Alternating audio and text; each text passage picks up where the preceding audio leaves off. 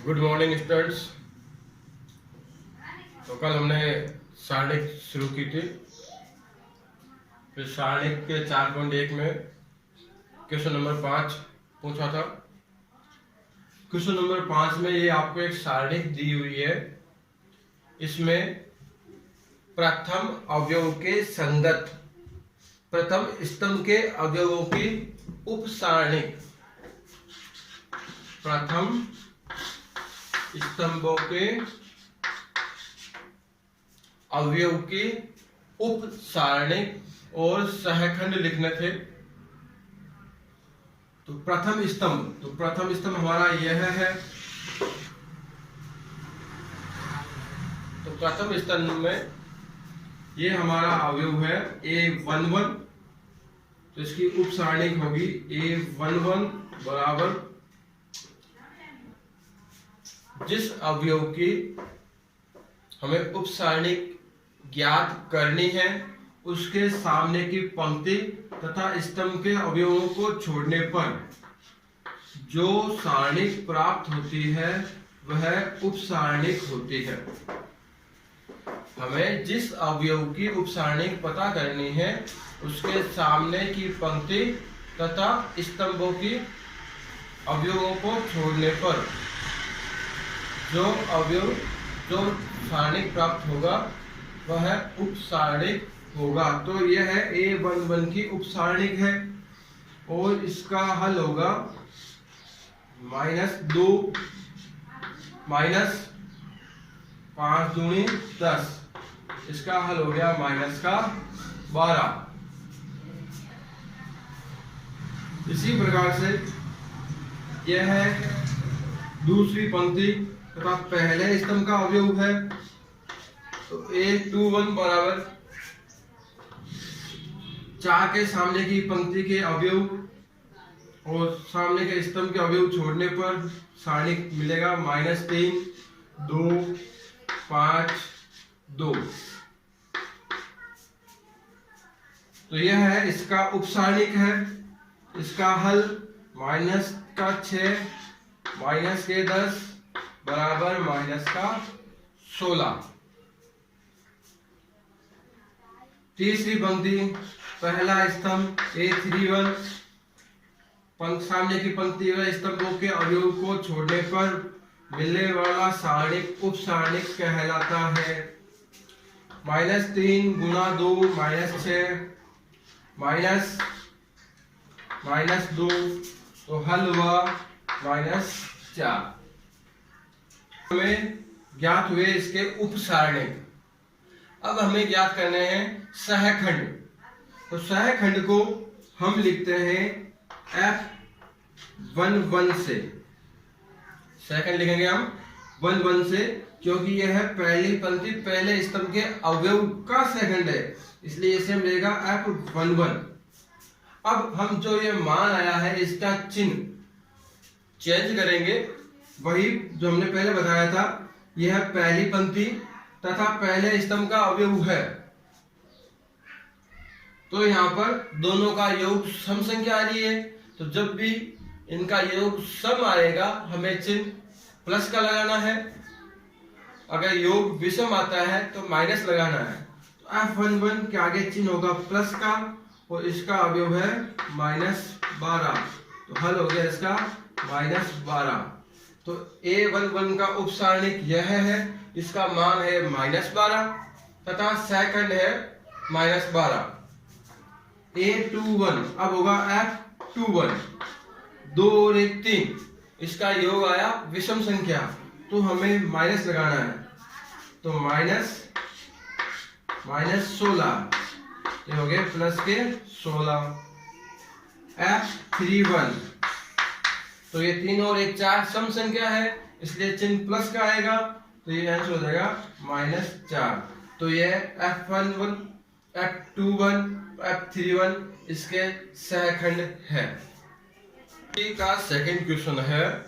हमें इसमें भी प्रथम स्तंभ के अवयवों के उप सारणिक तथा सहखंड ज्ञात करने हैं तथा हमें सारणिक का मान भी ज्ञात करना है। तो पहले स्तंभ के संगत यह है पहला स्तंभ। तो पहले स्तंभ के आपके अवयव हैं A11, A21 और A31। पहली पंक्ति पहला स्तंभ, दूसरी पंक्ति पहला स्तंभ, तीसरी पंक्ति पहला स्तंभ। ए के सामने के अवयव छोड़ने पर बी, एफ, एफ, सी।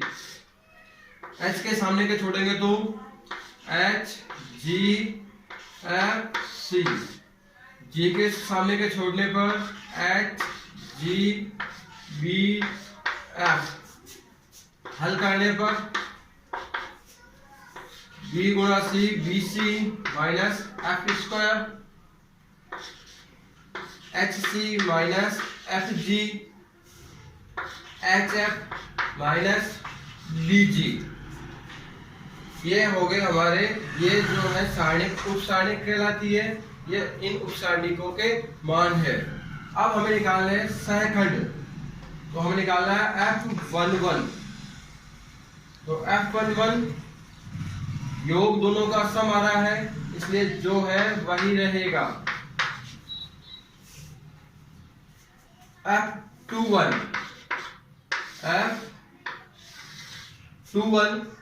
दोनों का योग विषम संख्या है, तो हमें चिन्ह आगे माइनस का लगाना है। तो minus H C minus F G. A31 तो ये हो गया F31। दोनों का योग सम संख्या है, इसलिए चिन्ह में कोई परिवर्तन नहीं होगा। एच एफ माइनस बी जी। अब हमें इस सारणी का मान भी ज्ञात करना है। तो मैंने आपको पहले बताया था कि हम इस सारणी का मान ज्ञात करने के लिए किसी भी पंक्ति या किसी भी स्तंभ के अनुदिश इसका विस्तार कर सकते हैं। तो हम अगर इसी को स्तंभ फर्स्ट के अनुदिश ही विस्तार करें तो इसका मान ज्ञात करने का तरीका था सारणिक बराबर, पहले हम ये लिखेंगे ए, फिर इसके सामने के अवयव, ए के सामने की पंक्ति और स्तंभों के अवयव को छोड़ने पर यही आएगा बी एफ, एफ सी। फिर मैंने आपको बताया था इनका देख करके चिन्ह लगाना है, तो ये चिन्ह प्लस आएगा। फिर हम लिखेंगे एच, लेकिन यहाँ पे इनका योग माइनस आ रहा है, इसलिए माइनस एच। इनके अवयव H G, F C plus G, H G, B F, और इनको गुणा करोगे तो ये चीज आएगी। इसको हल करने पे यह आएगा और इसको हल करने पर यह आएगा। तो हम इसको गुणा करते हैं, ए को इससे गुणा कर देते हैं। ए गुणा तो यह हो गया A B C minus A F square minus H. इसको माइनस से गुणा नहीं करना है क्योंकि ये चिन्ह हमने यहाँ पे चेंज कर दिया है इसके अनुसार। तो minus H square C minus F G H, minus minus plus हो जाएगा एफ जी एच।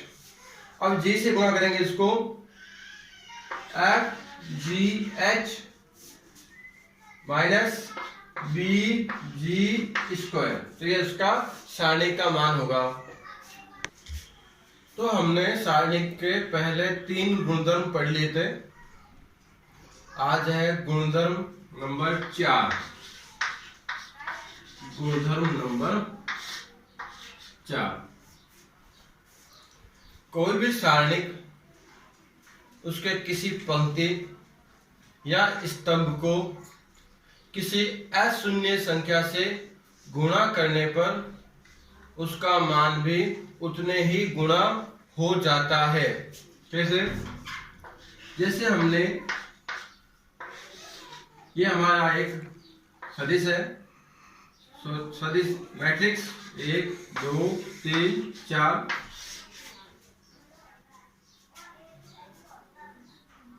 हमने आपको सिखाया था अगर इसको 2a करना है, तो इसको 2a करना है तो हम मैट्रिक्स के सभी अवयवों को 2 से गुणा कर देते। 2 एकम 2, 2 दूनी 4, 2 तीन 6, 2 चौके 8। जबकि सारणिक में ऐसा नहीं होता है।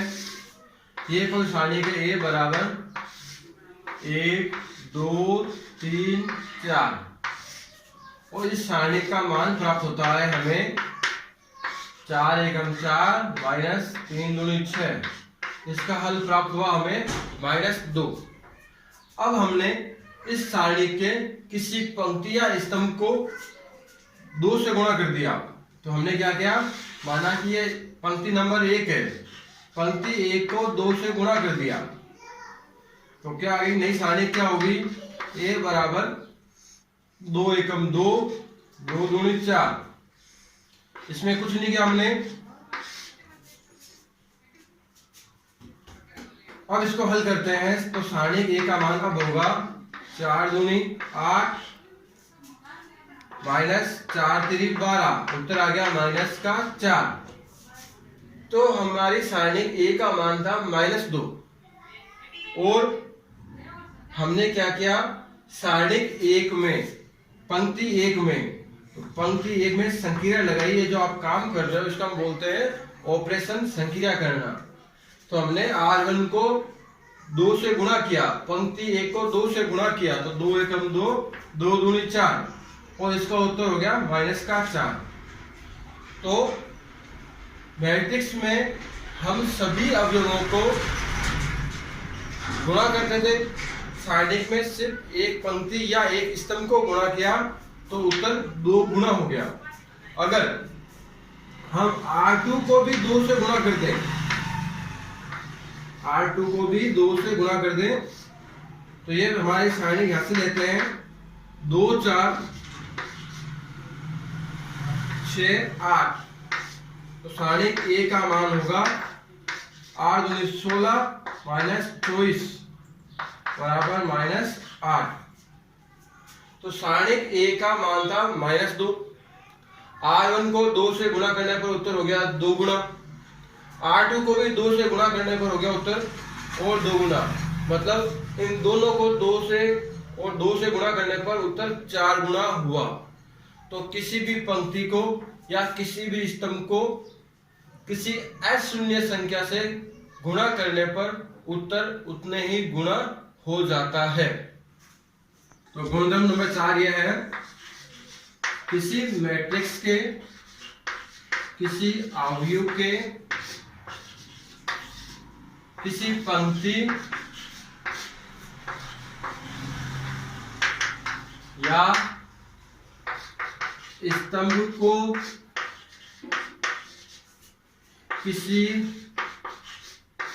अशून्य संख्या से, अशून्य का मतलब है शून्य को छोड़ करके, शून्य से गुणा नहीं करना है।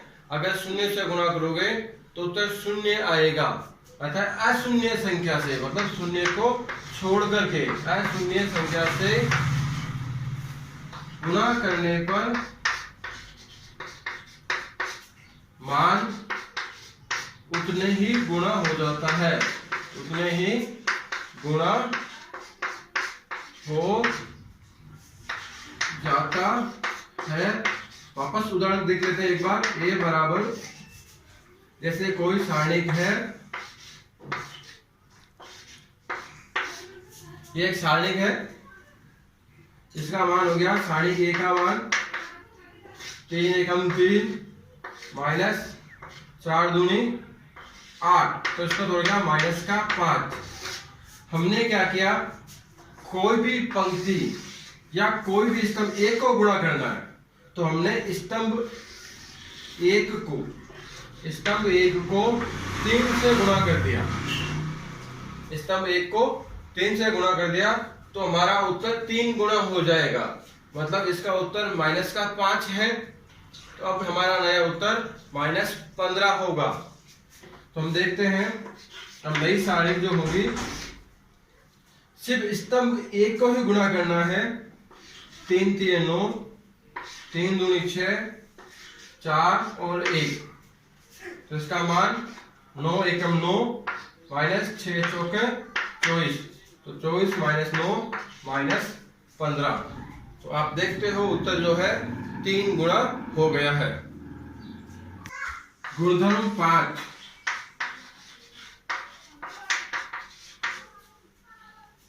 यदि कोई सारणी इस प्रकार से है a plus B C plus D E plus F G H I J K L, तो यदि किसी भी सारणी के एक पंक्ति या एक स्तंभ में 2 या 2 से ज्यादा अवयवों का योग हो तो इसको हम इस प्रकार से लिख सकते हैं।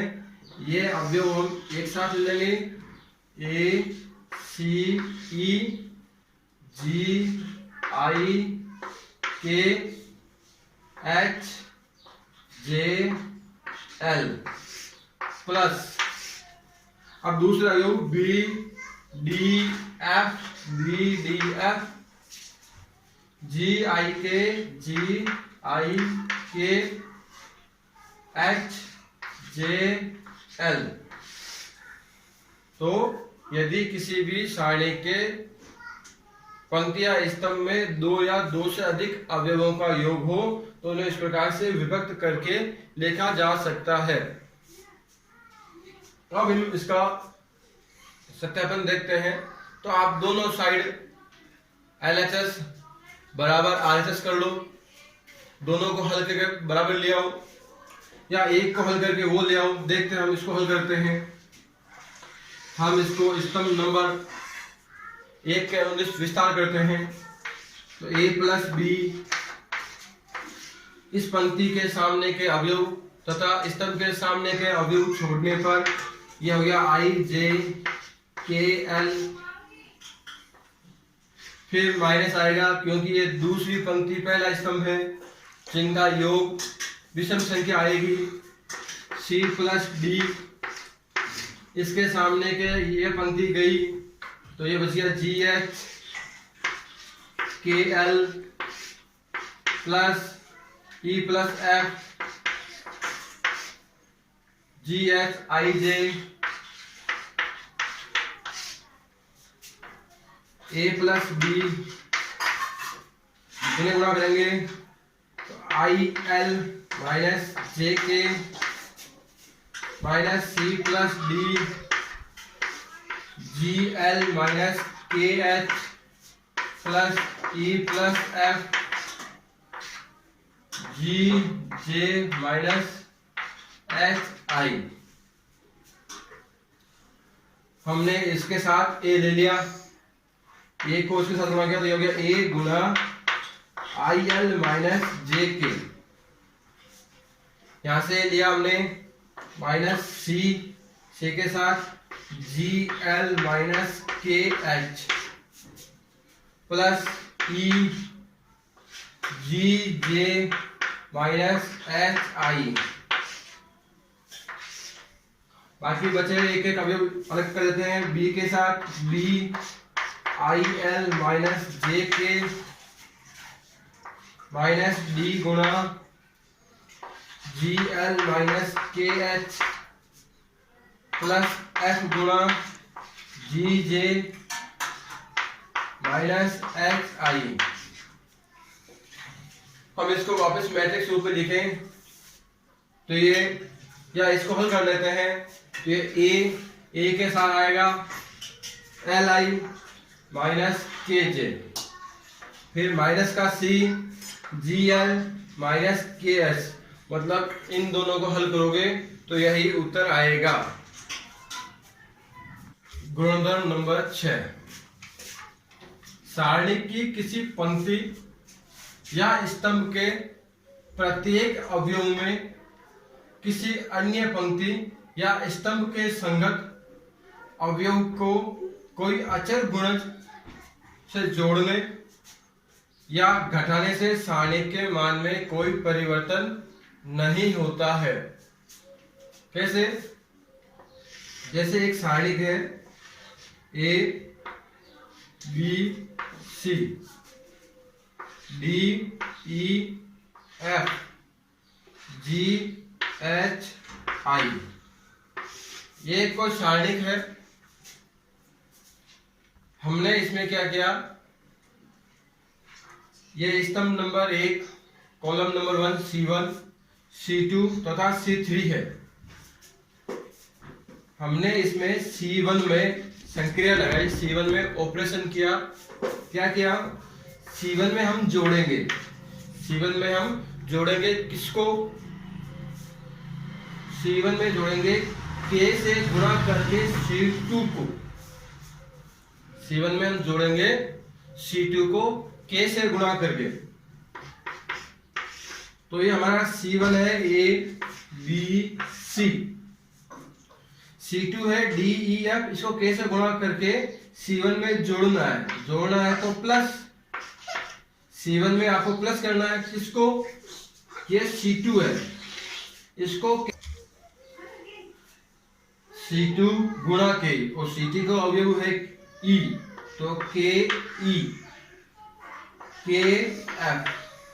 हमने सिर्फ जो ये ऑपरेशन या संक्रिया की है सिर्फ C1 में की है, C2 और C3 में कुछ नहीं किया। तो वापस लिख दो D E F G H I। तो हमें ये ऑपरेशन लगाने के बाद नई सारणी ये मिली, और गुणधर्म नंबर 5 के अनुसार इसको हम इस प्रकार से तोड़ सकते हैं, A B C D E F G H I plus